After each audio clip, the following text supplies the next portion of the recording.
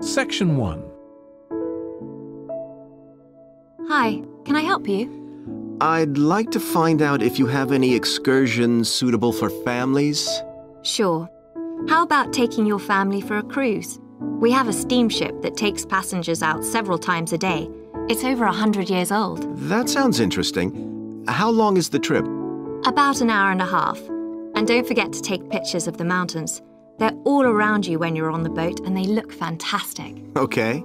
And I assume there's a cafe or something on board? Sure. How old are your children? My daughter's 15 and my son's 7. Right. Well, there are various things you can do once you've crossed the lake to make a day of it. One thing that's very popular is a visit to the country farm. You'll met off the boat by the farmer and he'll take you to the holding pens where the sheep are kept. Children love feeding them. My son would love that. He really likes animals. Well, there's also a 40-minute trek round the farm on a horse if he wants. Do you think he'd manage it? He hasn't done that before. Sure. It's suitable for complete beginners. Good.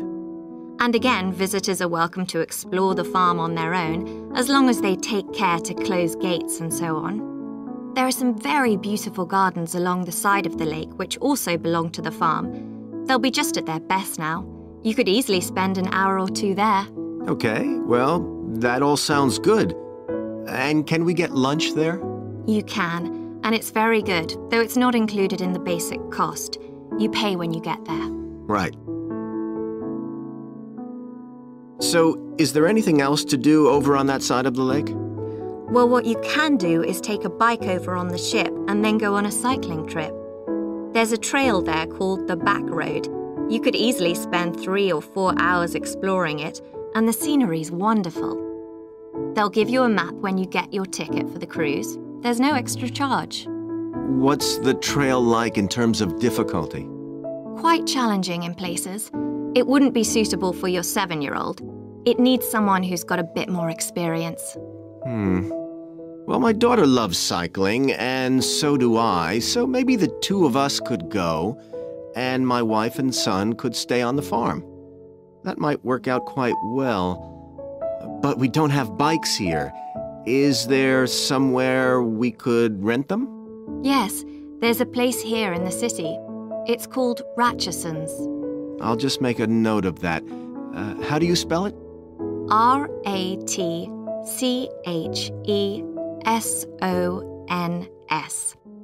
It's just by the cruise ship terminal. Okay. You'd also need to pick up a repair kit for the bike from there to take along with you, and you'd need to take along a snack and some water. It'd be best to get those in the city. Fine. That shouldn't be a problem. And I assume I can rent a helmet from the bike place. Sure, you should definitely get that. It's a great ride, but you want to be well prepared because it's very remote. You won't see any shops round there or anywhere to stay, so you need to get back in time for the last boat. Yeah. So what sort of prices are we looking at here? Let's see. That'd be 1 adult and 1 child for the cruise with farm tour. That's $117, and an adult and a child for the cruise only, so that's $214 altogether. Oh, wait a minute. How old did you say your daughter was? 15. Then I'm afraid it's $267 because she has to pay the adult fare, which is $75, instead of the child fare, which is $22. Sorry about that. That's okay. So how do we find out? Section 2. Good morning, everyone. My name's Joy Parkins, and I'm the restaurant manager. And I understand that none of you have had any previous experience as kitchen assistants. Well, you might be feeling a bit nervous now, but most of our kitchen assistants say they enjoy the work. OK, they might get shouted at sometimes, but it's nothing personal. And they're pleased that they have so many different things to do, which means they never get bored. And I'll tell you straight away that if you do well, we might think about moving you up and giving you some more responsibility. Right, well, you've all shown up on time, which is an excellent start. Now, I'm glad to see none of you have unsuitable footwear, so that's good. you need to be careful as the floors can get very wet and slippery. Those of you with long hair have got it well out of the way, but some of you'll need to remove your rings and bracelets. Just put them somewhere safer today, and remember to leave them at home tomorrow, as they can be a safety hazard. Now, it's going to be a busy day for you all today. We don't have any tables free for this evening, and only a few for lunch. Fortunately, we've got our head chef back. He was away on holiday all last week, which meant the other chefs had extra work. Now, I'll tell you a bit more about the job in a minute, but first, some general regulations.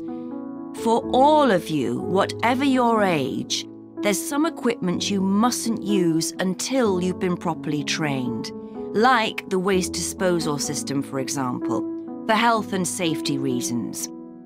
Then I think there are 2 of you here who are under 18. That's Emma and Jake, isn't it? Right, so for you 2, the meat slicer is out of bounds. And of course, none of you are allowed to use the electric mixer until you've been shown how it works. Now, you may have heard that this can be a stressful job. And I have to say that can be true. You'll be working an 8-hour day for the first week, though you'll have the chance to do overtime after that as well if you want to. But however long the hours are, you'll get a break in the middle. What you will find is that you're on your feet all day long, lifting and carrying. So, if you're not fit now, you soon will be. You'll find you don't have much chance to take it easy. When someone tells you to do something, you need to do it straight away. But at least we do have a very efficient air conditioning system compared with some kitchens. Now, let me tell you about some of the people you need to know. So, as I said, I'm Joy Parkins, and I decide who does what during the day and how long they work for. I'll be trying to get you to work with as many different people in the kitchen as possible, so that you learn while you're on the job. One person whose name you must remember is David Field.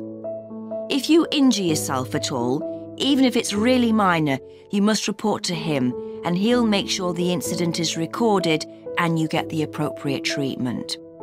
He's trained to give basic treatment to staff himself, or he'll send you off somewhere else if necessary. Then there's Dexter Wills. He's the person you need to see if you smash a plate or something like that. Don't just leave it and hope no one will notice. It's really important to get things noted and replaced, or there could be problems later. And finally, there's Mike Smith. He's the member of staff who takes care of all the stores of perishables. So, if you notice we're getting low in flour or sugar or something, make sure you let him know so he can put in an order. Okay, now the next thing we need to go. Section 3. OK, Stuart, we need to start planning our paper on public libraries. Have you thought of an angle yet? Well, there's so much we could look into. How libraries have changed over the centuries, for instance, or how different countries organise them. What do you think, Trudy? Maybe we should concentrate on this country and try and relate the changes in libraries to external developments, like the fact that far more people can read than a century ago, and that the local population may speak lots of different languages. We could include something about changes in the source of funding too. Yes, but remember we're only supposed to write a short paper, so it's probably best if we don't go into funding in any detail. Right. Well, shall we just brainstorm a few ideas to get started? OK. We obviously need to look at the impact of new technology, particularly the internet. Now that lots of books have been digitalised, people can access them from their own computers at home. And if everyone did that, libraries would be obsolete. Yes. But the digitalised books that are available online for free are mostly out of copyright, aren't they? And copyright in this country lasts for 70 years after the author dies. So you won't find the latest bestseller or up-to-date information. That's an important point. Anyway, I find it hard to concentrate when I'm reading a long text on a screen. I'd much rather read a physical book. And it takes longer to read on a screen. Oh, I prefer it. I suppose it's just a personal preference. I expect the libraries will go on evolving in the next few years. Some have already become centres where community activities take place, like local clubs meeting there. I think that'll become even more common. I'd like to think so. And that they'll still be serving their traditional function, but I'm not so sure. There are financial implications after all. What I'm afraid will happen is that books and magazines will all disappear and there'll just be rows and rows of computers. They won't look anything like the libraries we're used to. Well, we'll see. I've just had an idea. Why don't we make an in-depth study of our local public library as background to our paper? Yes, that'd be interesting. And raise all sorts of issues.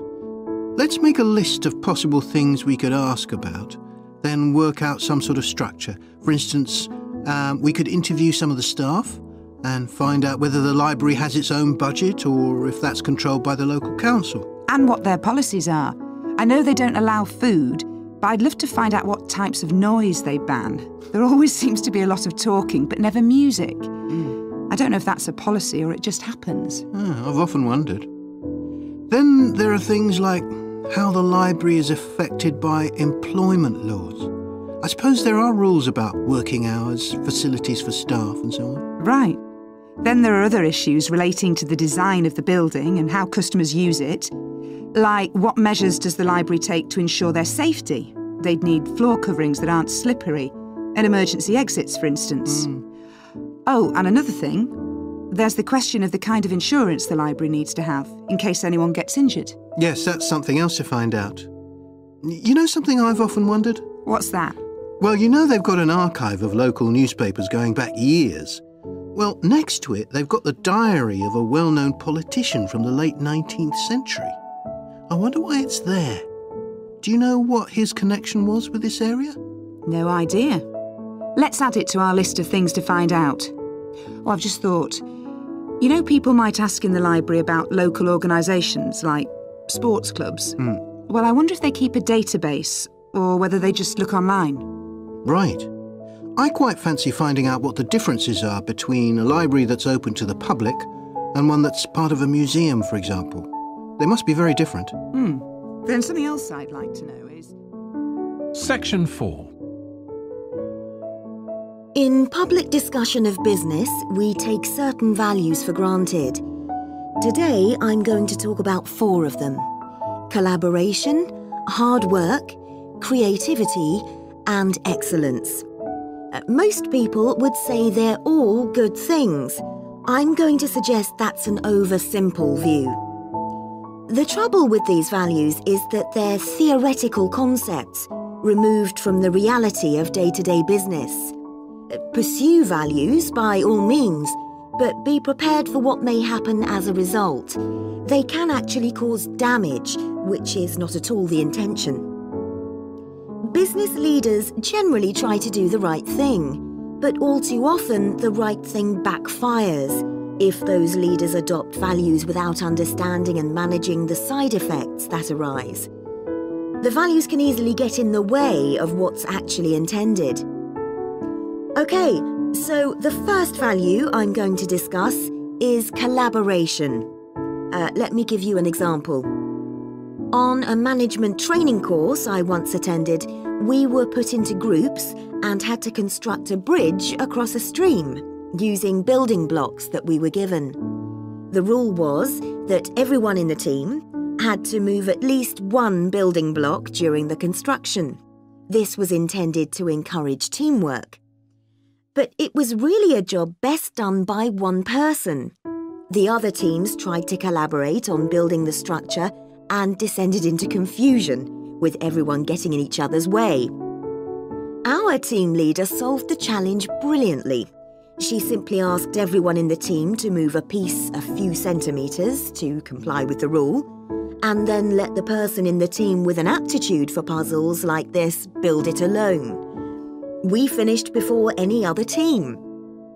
My point is that the task wasn't really suited to team working. So why make it one? Teamwork can also lead to inconsistency, a common cause of poor sales. In the case of a smartphone that a certain company launched, one director wanted to target the business market, and another demanded it was aimed at consumers. The company wanted both directors to be involved, so gave the product a consumer-friendly name, but marketed it to companies. The result was that it met the needs of neither group. It would have been better to let one director or the other have his way, not both.